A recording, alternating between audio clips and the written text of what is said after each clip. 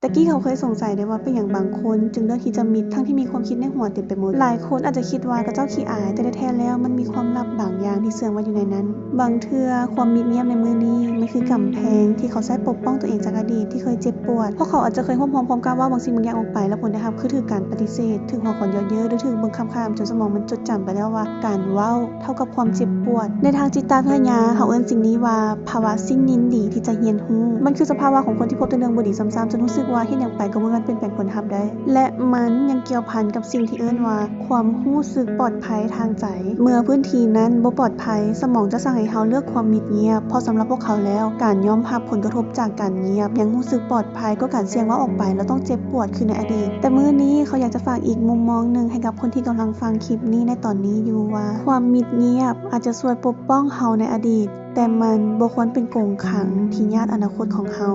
ถ้าตอนนี้เพิ่นกำลังอยู่ในโหมดนี้อยู่มันบ่แม่นเรื่องร้ายแรงหยังเลยค่อยๆให้เวลาตัวเองได้ค้นพบพื้นที่ที่ปลอดภัยแท้ๆ